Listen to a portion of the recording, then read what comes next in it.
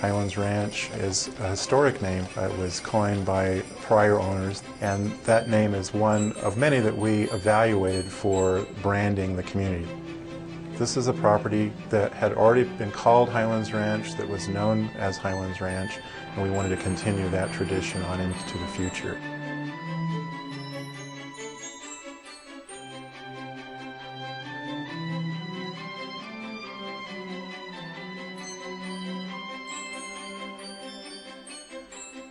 Highlands Ranch is 22,000 acres in size. That's roughly 34 square miles of land.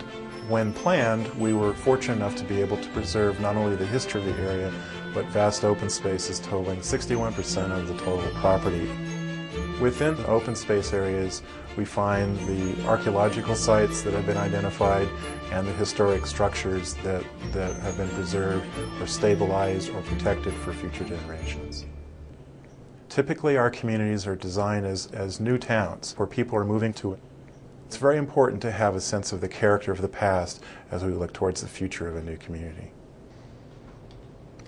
In 1978, we began the planning for Highlands Ranch, and this planning incorporated historical elements as we developed the plan over a period of 2 years.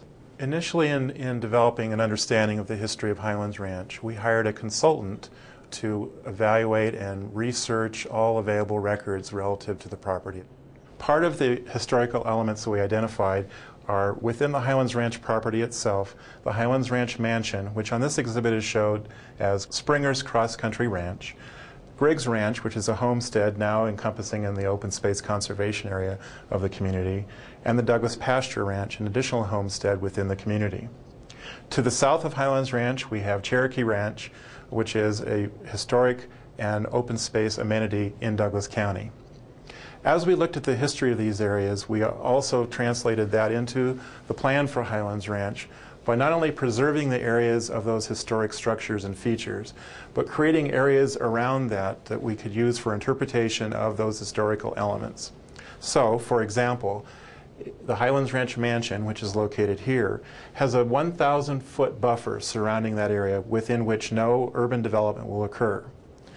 This allows for the residents of Highlands Ranch to forever enjoy the history and the character of the land that existed before they moved into this new community. We have also named various features within the community with historic names.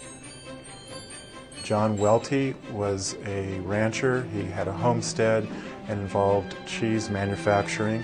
And John Welty's Cheese Ranch is a property that's now been identified as a historic park.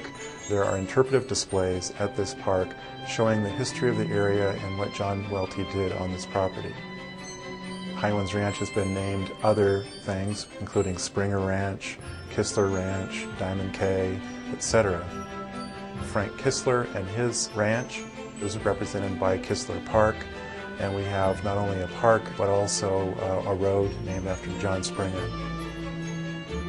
And there is homage to Colonel Marcy in the design and character of not only the features but some interpretive information at that park. James Michener in his book Centennial identified a fictional ranch called Veniford Ranch.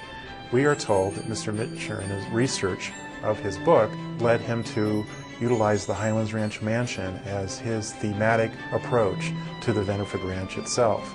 And the mansion itself was utilized when television brought the miniseries of the book Centennial to the screen.